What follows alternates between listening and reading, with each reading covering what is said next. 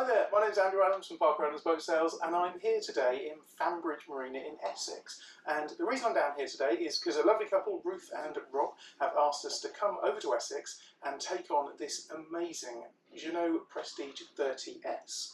Now, this boat is a 2007 model and it is presented in beautiful condition. One of the things that's really struck me about this boat is just how much space there is down below. To me, this boat really does feel like a spiritual successor to the Leader 805, which was massively popular, and we've sold loads and loads of 805s. It's the first time I've been on board the 30S. And of course, one of the big differences is you've got a fantastic hardtop. Having a hardtop on a 30-foot boat, I think this boat's pretty unique in having that. So I'm really excited to bring you this boat. As you can see, down below is presented in beautiful condition. The rear cabin is absolutely enormous. You've got a lovely size heads here as well, and the cockpit is really, really big, so loads and loads of space for socialising. So let's crack on with the rest of the video. So, starting off on the outside of the boat, one of the things that you instantly notice on the boat is this hardtop. And I think the boat still maintains a really stylish line, despite the fact it's got a hardtop. Sometimes hardtops can ruin the lines a little bit on boats, but I don't think that's happened here on Marlin, this 30S. Now, you can see the bathing platform is really, really large. There's plenty of space there to put a tender. It's laid to teak, and the teak is all presented in very, very nice condition.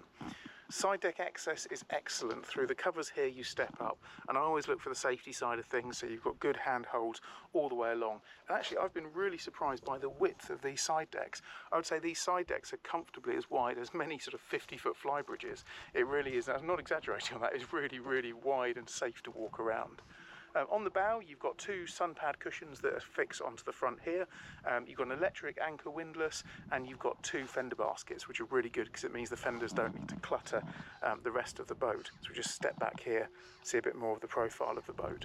So I think she's a really pretty good looking boat here.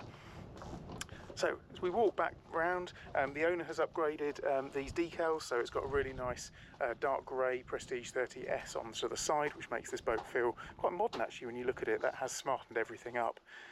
Those is outdrive, so as I mentioned earlier, this boat is fitted with twin D3s. They generate 190 horsepower each, and they are beautifully serviced, well maintained, and this boat has given this owner fantastic service in the time that he's had her. This bathing platform, as I mentioned, it's had a treatment recently, and it really is stunning. It's very, very thick, deep teak, plenty of life left in there. And as we step into the cockpit space, this cockpit for a 30-foot boat I think is class leading. You've got this really good wraparound seating here. You've got another seat here for two people, so comfortably, I reckon you'd get 8 people, on a friendly 8 people on an evening down here, and then a twin helm seat. The cockpit space, as I mentioned on this boat, does feel like a much, much bigger boat, and it's packed full of really cool little features as well. So underneath this seat, if you look under there, you've got an enormous amount of space which goes right the way to the back, and you can get a life raft in there. There's very few boats I can think of that you can fit a life raft under seating on a 30-foot boat. I'll come onto the engines a bit later, but this whole back area lifts up to reveal excellent access to both the engines and also a lazarette storage space. There's storage lockers under the back of each of the seats. You've got a new fridge that's been added in recently, just there, and then this twin helm seat.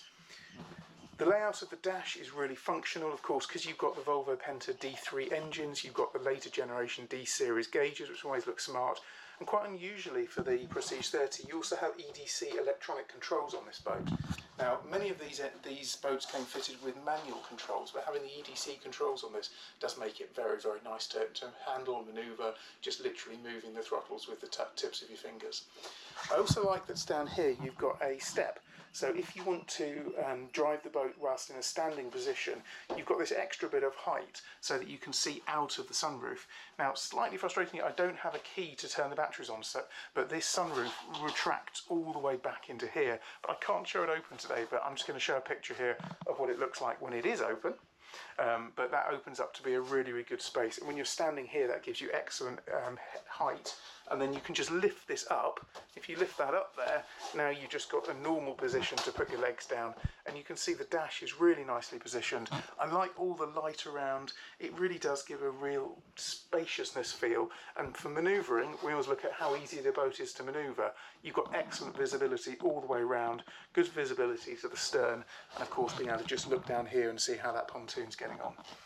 The boat is fitted with a bow thruster, so you've got bow thruster on this as well as a Chartplotter. It's an original Chartplotter, but everything works well. Of course you could upgrade it to a nice new Axiom on there if you wanted to, but this is perfectly functional and works well. But one thing the owner has done is put in a new Icon VHF, so there's a new VHF that's gone in there. All of the upholstery is presented in very nice condition. I'm looking around, I can't see any marks on it. It all just looks to be very, very pristine. This is clearly a boat that is very, very well cared for. So let's head down below. So as you step down the stairs here, this area here really does stretch out in front of you. It's a really good space. This of course converts into a second bed as well if you want it to, and that's a really large area. But I like touches like for privacy, you've got a curtain here that pulls all the way around so that they encloses that area. So if you do have friends staying, they can actually have a bit of privacy as well. So this is this area here. The owner's decided to put a few upgrades on here. So he's got a Tefal oven which sits up there, and then there's a coffee machine on the other side, and then there's a television that sits up there. And it's a really cosy. But the thing that strikes me when you come downstairs is just how much light there is down here. And the reason for that is if you look up here, you've got this skylight which just allows light to flood into this main cabin and create a really good feeling of spaciousness. And there's also another skylight which is in the roof just up here, so even the heads has got a good feeling of light. It's a holding tank on this particular boat. It's gravity fed holding tank, so the holding tank is situated in that cupboard there, and then if you need to discharge it out at sea, you just pull a lever and it discharges itself. The boat's got gas, so under here you've got a twin burner gas hob, single sink, microwave, and then lots and lots of storage space. It's set out so the cutlery drawer is here with everything laid out nicely, and then lots and lots of space here for your tin foil, kitchen roll, cling film, all the bits that you need. And of course there's a really large good sized fridge in there as well. Now the other bit that really surprised me on this boat was the size of the rear cabin. The rear cabin really is voluminous, it's massive. So as you step into this rear cabin here, you can see the double bed goes all the way back there. Now I've put a few things out the way down the side, but you've got a full width bed there, so really great. This is the master cabin. If you're just a couple staying aboard, you'd always be in here. You've got a seat here with more storage, a cupboard here, which is, again, that's got hanging space in it, so you can put all your shirts, etc. in there. The storage space on the top, and this boat really does have loads and loads of space to place things. Underneath the seats here you've got a lift up hatch. That there is storage which runs all the way down through the seats and all the way down there as well. And then inside here you've got another cupboard, you've got your power distribution, and then another space in here for all important alcohol, hot chocolates, jams, all the things that is important to keep on a boat. Close that up again. So this being the first time I've been down on board a Prestige 30S, and I am pretty much blown away by the amount of space that's on it. Excellent headroom height. As people know, I'm not quite 6 foot, unlike my business partner Jonathan, but I'm about 5'10", but there's plenty of height here, and you've just got all this light streaming in, which is really great. So if we come back upstairs again, what I'll do is I'm going to show you the access to the engines. But what I have to do to get access to the engines is pretty simple, but I'm going to put this away for a second, but I have to just remove 4 of the cushions. So once 4 of the cushions have been removed, the engine hatch then lifts up. What I'll do, for those of you that are interested in seeing how the process works, I'm going to clamp the GoPro just up here, and then you can actually see how this is done. Put those cushions down into there.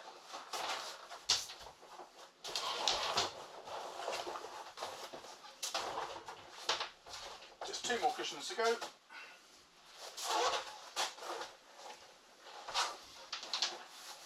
Another thing that I really like in terms of engine access is you don't need to move the table. Just move that way around again. You don't need to move the table in order to get the engines up. So what you can actually do is just step to the back here. You've then got a stainless steel hatch. Just lift this up, lift here, and now we have full access to the engines. The gas truck seems to take just a couple of seconds just to power up, and now it's holding that on its own. I'll come back and grab the GoPro and show you what's down in there. Right, so you have down here, you have lazarette access, so you've got brilliant deep storage.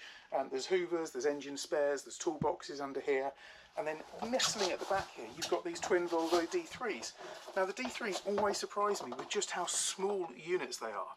190 horsepower each, but actually they look really, really small. They've got a brilliant power to weight ratio, and they push this boat along very, very nicely, but also very efficiently and economically. The bilges, as you can see, are completely bone dry, all presented. I mean, eat your dinner off down there, those bilges. It really is a credit to the owner. So this is a brilliant space, and again, I don't know many 30-foot boats that have just this amount of storage space. You've got hoses down here, hoovers, vacuums, and as I mentioned, lots of tools and lots of spares. So that's great. Let's just close that back up again. And to put it back down, move my feet out of the way to make sure they don't get chopped off. And just pop that back down again. Now we've closed down the engine access. I'm just going to put the cushions back around here and then come back for some closing thoughts. Now I've really enjoyed looking over this boat. As I mentioned, it was the first time I've been on board the 30S, and I think it is one of the best 30-foot boats that I've been on. There are so many features, got so much space, places for life raft holders, places to put your bits and bobs, so much storage, a large galley, large heads, and the use of the light in the top I think is brilliant. So if anyone's looking for a 30-foot sports cruiser, the other thing that this boat has got is, of course, it's got the later generation D-series engines, so they're a common rail diesel injected engine. And I think this is presented in beautiful condition. A real credit to Rob and Ruth who own this boat.